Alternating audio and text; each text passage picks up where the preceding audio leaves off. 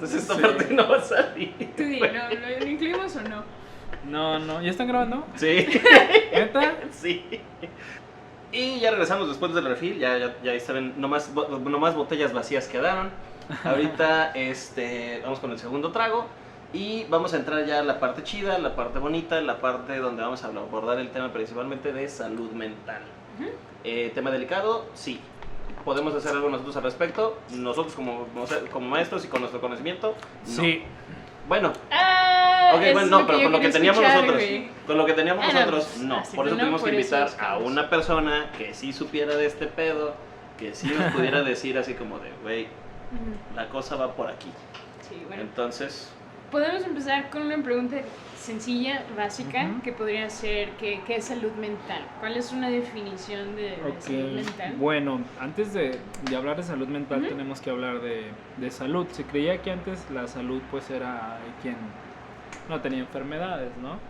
Pero Ok. realmente eso no es salud, según la OMS. La OMS es la Organización Mundial de la Salud y dice que la salud pues es el completo bienestar físico, social, emocional y no solo la ausencia de enfermedades o de afecciones. sí, Es decir, que una ok. persona que es saludable en estas áreas del desarrollo o en estas áreas de su vida se encuentra en óptimas condiciones. Obviamente el completo bienestar físico, mental y social. Al establecer mental ya hace referencia a la salud mental. La salud mental pues es un término, por decirlo de alguna manera, genérico, que hace referencia a distintas cuestiones, tanto a conocer tus propias capacidades, a la ausencia de enfermedades o trastornos mentales o patologías como tal, a poder trabajar con el estrés o poder tolerar el estrés, el tener una adecuada funcionalidad. Este es un aspecto que tenemos que considerar esencial dentro de la salud mental, la funcionalidad. La funcionalidad la entendemos como aquella capacidad que tiene una persona de adaptarse a las circunstancias y seguir teniendo un óptimo desarrollo, un óptimo funcionamiento. ¿Sale? Es decir, la salud mental hace referencia también al bienestar, al funcionamiento de este bienestar y de las áreas en las cuales tú estás inmerso para que una persona esté en óptimas condiciones. A lo que acabas de mencionar le podemos poner el nombre como de resiliencia.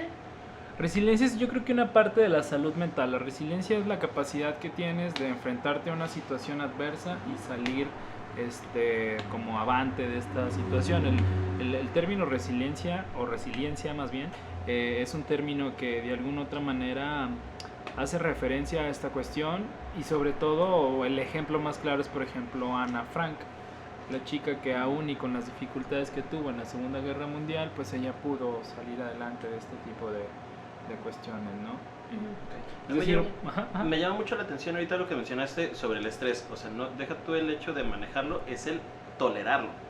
Ajá. O sea, como es, hay factores que te van a afectar y a lo mejor no puedes cambiarlos, entonces tienes que aprender a de cierta manera sobrellevarlos y seguir siendo funcional a pesar de, ¿no? O sea, sí, el estrés de alguna otra manera es algo que está siempre en nuestra vida. A veces tenemos que hacer la diferenciación entre estrés y ansiedad.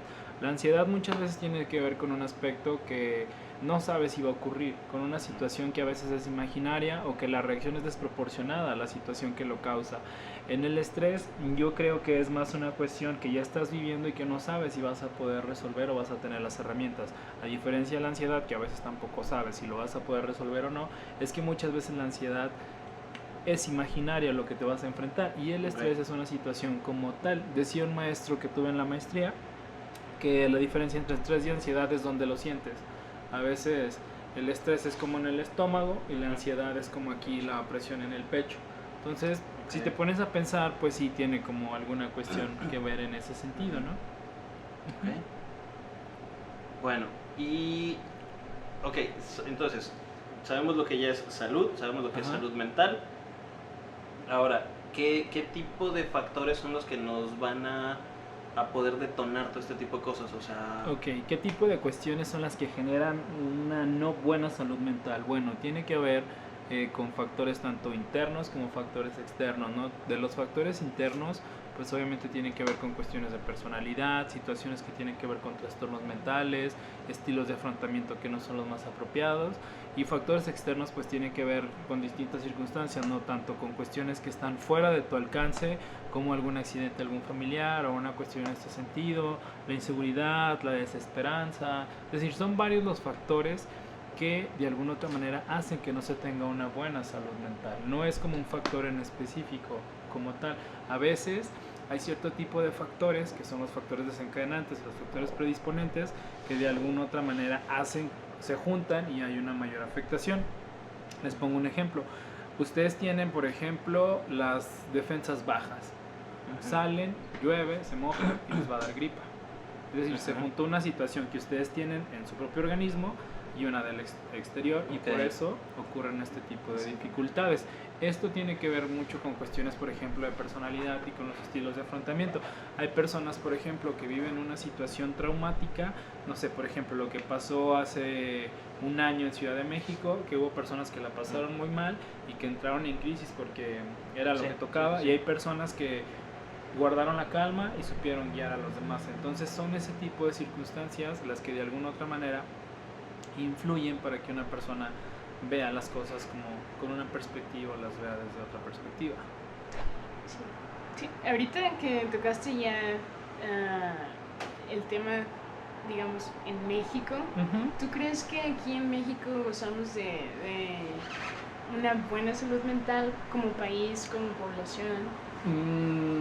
Mira, creo que esta cuestión es una cuestión en cierto punto paradójica preguntar, porque, bueno, no paradójica, la palabra paradójica no es la correcta, pero vamos a analizarla, perdón, en el sentido de que va a salir una norma, la norma 035, donde se dice que tú como empleado, sí, como empleado de una persona, tu jefe no te puede causar estrés, y si causa estrés, tienes que ser atendido. Desgraciadamente, la salud mental aquí en México no es un tema que tenga mucha relevancia, porque no hay muchas instituciones, y las que hay desafortunadamente no tienen la capacidad de poder atender a todas las personas que lo necesitan. Les pongo un ejemplo muy claro. Por ejemplo, el suicidio en adolescentes o en chicos de 15 a 29 años, según el INEGI, ya es como la tercera causa de muerte. Y por cada suicidio hubo 8 personas que lo intentaron. Entonces, si por ejemplo, en Durango, ahorita van como en el 172, me parece, espero equivocarme y sean mucho menos, pero entonces si son 172 tendremos que multiplicarlo por 8, entonces serían muchos, y regularmente no se tiene la capacidad de poder atender a todas las personas que merecen la atención. Uno de los, por ejemplo, de estudios que se han hecho en México, uno de autismo, señala que México debería establecer las políticas públicas necesarias para atender las dificultades que niños con autismo padecen, porque muchas veces son los maestros quienes terminan dándose cuenta de las dificultades que tienen sus alumnos, y desafortunadamente pues no se cuenta a veces ni con la infraestructura ni con el recurso humano para poder hacer frente a este tipo de cuestiones. Sí, todo lo que dices es cierto, es muy pesado, pero precisamente por eso estamos aquí.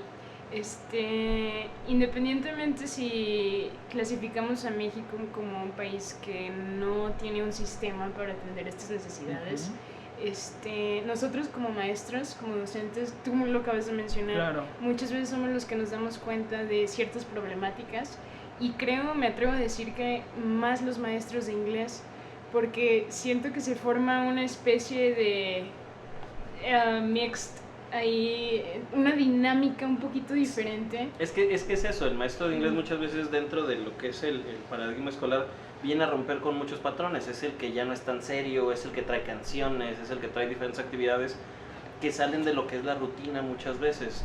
Y creo que eso es lo que hace que generes un vínculo con muchos alumnos. No estamos diciendo que a lo mejor en este caso nada más los de inglés, o sea, hay maestros sí que son increíbles dentro de su rama y también como personas y generan estos vínculos, pero sí acostumbra a hacer este tipo de cosas. Y muchas veces se llegan a acercar a este tipo de alumnos que tienen Claro. problemáticas desde casa, que tienen problemáticas personales, que a lo mejor su vida está bien dentro de los parámetros, por así Ajá, decirlo, de lo pero que hay se algo que a esperaría. ellos no les termina de cuadrar y no saben con quién acercarse. En el caso de este tipo de alumnos o este tipo de personas que llegan ahí, nosotros como docentes no tenemos esta formación psicológica como tal. ¿De qué manera podemos apoyar a ellos?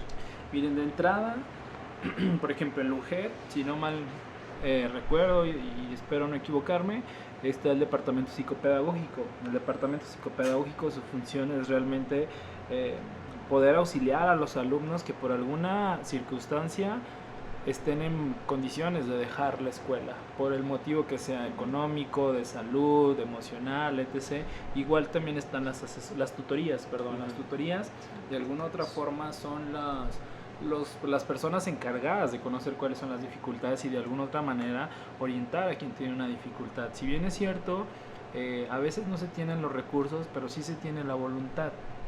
Yo he tenido, por ejemplo, maestros que después de dar yo una capacitación en alguna escuela, por ejemplo, en Pastora, en el Cebeta 3, que me habla una maestra y me dice, ¿sabes qué? La verdad que creemos que esta niña o esta alumna necesita atención, pero no tiene para pagártela. Ah, no te preocupes. De alguna otra manera nosotros vemos qué es lo que podemos hacer. Tú como maestro, obviamente puedes aconsejar cierto tipo de cuestiones o ver qué es lo que se tiene que hacer con respecto a este tipo de circunstancias. Si bien es cierto, a veces es un poco... ¿cómo decirlo? Un poco complejo porque regularmente los lugares donde se atiende la salud mental hay tantas personas y hay tan poco personal que a veces las citas se extienden 3, 6, un año, entonces es muy complejo y para los maestros es más difícil porque a veces no tienen como los recursos. Lo primero que tiene que hacer, pues bueno, sí, un consejo o un apoyo en ese sentido nunca va a compararse con un proceso profesional como tal, pero sí los maestros pueden utilizar determinadas circunstancias o hacer determinadas situaciones. Les voy a poner, por ejemplo, no sé, alguien que tiene depresión y que tiene ideación suicida.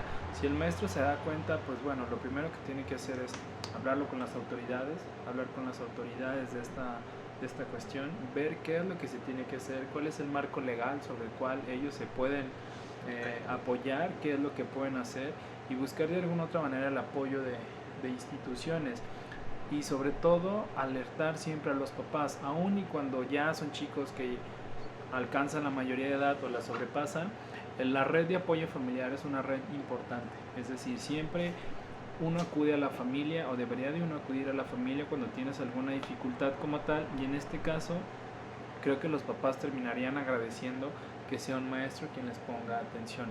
Cuando algún chico hace algo porque dice lo hace por llamar la atención, pues bueno, veamos qué es lo que nos quiere decir.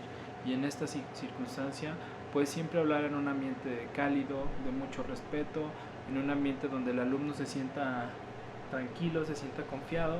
Yo siempre les digo, ¿no?, a los chicos que vienen conmigo, yo sé que es difícil llegar con alguien que no conoces, hablarle de cosas que no le hablas ni a tu mejor amigo y te agradezco que me tengas la confianza y quiero ver qué puedo hacer para ayudarte. Creo que cuando es un interés genuino, una manera de apoyar a los chicos, se sienten escuchados y a veces no es tanto que hagas, es que escuches, porque a veces necesitas llegar y sacar eso que tienes, ¿no? Y sobre todo que alguien te ayude a ver las perspectivas. Yo creo que todos en nuestra vida tenemos un maestro que nos cambió la vida, un maestro que nos dijo tú sí puedes, aunque los demás digan que no, yo creo que tú puedes y terminas agradeciéndole y como maestro creo que tú tienes las herramientas para conocer y sobre todo la confianza de acercarte con los chicos. Obviamente si la situación es mucho más compleja, pues buscar la atención, obviamente cuando es una situación de emergencia se atiende, pero no hay que llegar a esta situación de emergencia, porque una situación de emergencia ya estamos hablando de un intento de suicidio o de, pues sí, algo que no se consuma. Sí. De hecho, esto era algo de lo que estábamos platicando en el capítulo anterior. Si bien estábamos así como es que no sabemos qué hacer, pero tenemos un instinto, tenemos una reacción que como humanos es de, ok, te voy a ayudar de cierta manera y te voy a escuchar, que es lo mínimo que podemos hacer. Y decíamos, hay que estar presentes, que sería la primera cosa. Mostrar la apertura, pues. Exactamente. Claro. como de entrada, eso sí, ok, sí, estar interesado y brindar esa ayuda y Ajá. accesibilidad para que Claro. puedan, claro, sí, sí, así se siente el alumno. ¿Sabes? para compartir cierta Un cosa. aspecto esencial es, lo platicaba con una amiga y cada vez que tengo oportunidad de hablar del tema de suicidio, que ese es un tema que tenemos que abordar más adelante, platicaba un día con una amiga que no tiene nada que ver con psicología y me dice, oye, el otro día estaba pensando que tú como ser humano, uno de los instintos que siempre tienes es el instinto de supervivencia. O sea, Ujú. siempre estás Sí. alerta de que algo no pase. ¿Qué tan mal la puede estar pasando una persona para que este instinto se anule y quiera acabar con su propia vida? Me quedé así de... No lo había visto desde esa perspectiva. Y a veces es muy complicado y de por sí es una situación compleja. Todavía nosotros hacerla más compleja, más difícil, yo creo que no es algo que se valga, ¿no? Obviamente siempre hay criterios que tenemos que conocer y saber qué es lo que pasa y ver qué es lo que se tendría que hacer para poder ayudar al chico, aun y cuando hay muchas personas que dicen que alguien, por ejemplo en el caso de suicidio, que lo va a cometer no avisa, pues yo no tomaría a la ligera que llegara alguien y me dijera, me voy a suicidar, ¿no? ¿Qué tal si sí? Entonces creo que es una cuestión que de alguna otra manera tiene que ver con el compromiso también que como docentes se van adquiriendo y sobre todo de ver qué es lo que se tiene que hacer al respecto y sobre todo esto que les decía, asegurarse del marco legal y sobre todo que sean las autoridades correspondientes quienes puedan acceder. Igual, por ejemplo, en la universidad, pues está el CEUSAM, que es el Centro de Salud Ujú. Mental Universitario, me parece que está en Trabajo Social, está la Facultad de Psicología, donde está el Centro de Servicio a la Comunidad y bueno, les decía el Departamento Psicopedagógico.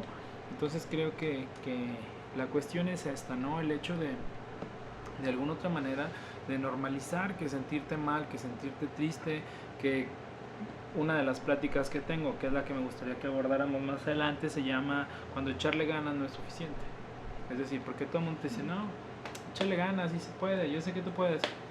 Sí, vienes echándole ganas mucho tiempo, vienes echándole ganas toda tu vida y no encuentras a veces una salida.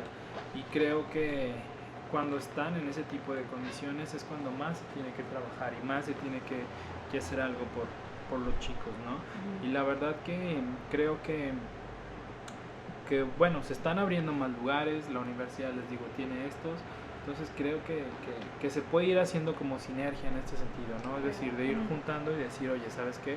Podemos hacer esto, ¿sabes qué? Estos son los factores o las variables que tú tienes que conocer, o estas son las señales de alarma que te alertan de que él tiene alguna dificultad y que la tenemos que atender. Precisamente esa es la siguiente pregunta.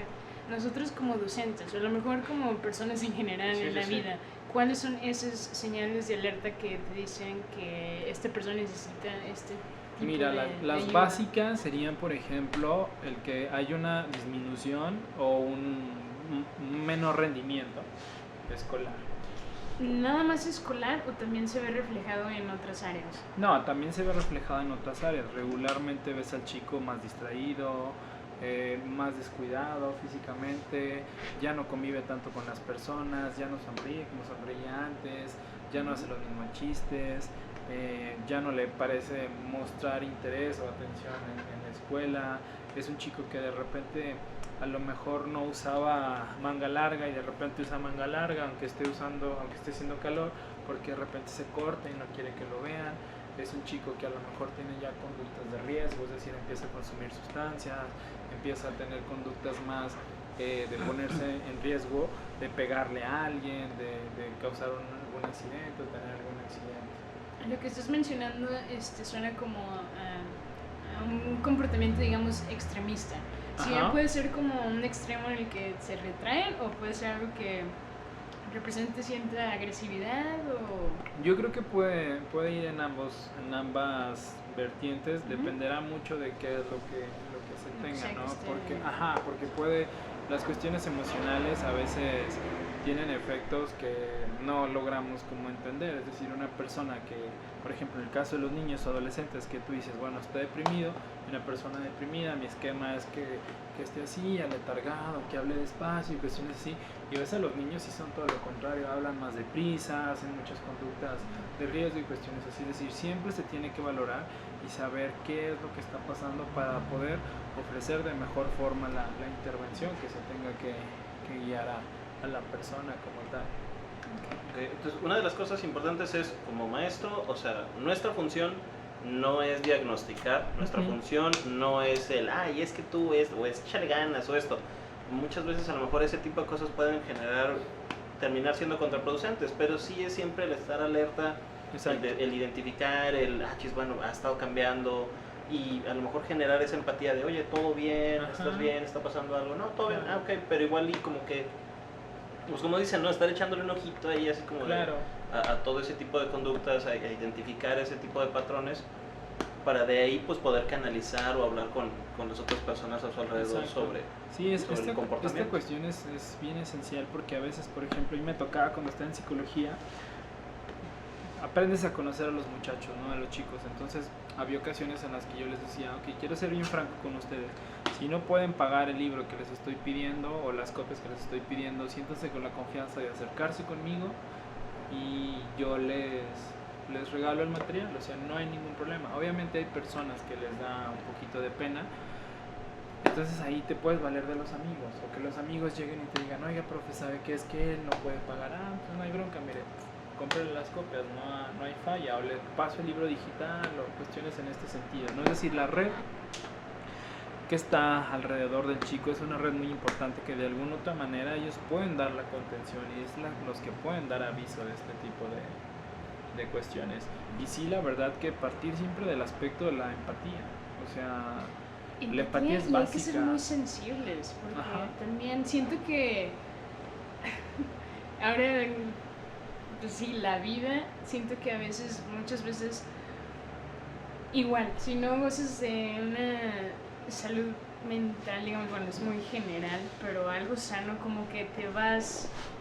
me acordé ahorita de una frase de una película que es algo así de política y mencionan que... Hacen una pregunta y le dicen, oye, ¿y qué onda? ¿Cómo se ha vuelto como persona? Porque cuando estás en estos rollos uno tiende a hacerse frío y tiende a hacerse indiferente. Entonces siento que a veces también... Lo acabo de escuchar, pero no recuerdo en dónde. Bueno, entonces siento que también hay que tener mucha sensibilidad en ese asunto. Si bien a lo mejor nosotros con el tema que estábamos de teacher burnout y que nosotros mismos como maestros estamos agotados y todo esto, pero sí hay que tener mucho en cuenta que hay que ser sensibles y van muy de la mano con ser empático. Sí, ser empático y validar los sentimientos. ¿Sabes qué? Si yo estuviera en tu lugar, creo que yo me pondría igual, ¿no? Quiero compartir algo que vi en la mañana en Facebook y lo puse en el Facebook del centro. Dice, creo que la depresión es legítima, pero también creo que si no haces ejercicio, no comes alimentos nutritivos, no buscas la luz del sol, no duermes lo suficiente, no consumes material positivo, no te rodeas de apoyo, entonces no te estás dando una oportunidad de luchar. Creo que este aspecto es esencial, ¿no? O sea, hablamos del echarle ganas, sí, pero también creo que hay que rodearse de la gente y también tener a veces la humildad de poder acercarse y decir, sabes que esta es una situación que no puedo con ella, que me está sobrepasando, ¿qué es lo que puedo hacer al respecto, ¿no? Y tú, pues, desde la empatía y tratar de ayudarle a la persona como tal a hacerle frente a esta cuestión. Sí, y es tan sencillo como lo que estamos diciendo, cómo estás, ponerse en el lugar de esa persona. Exacto. Y ver cómo se está sintiendo.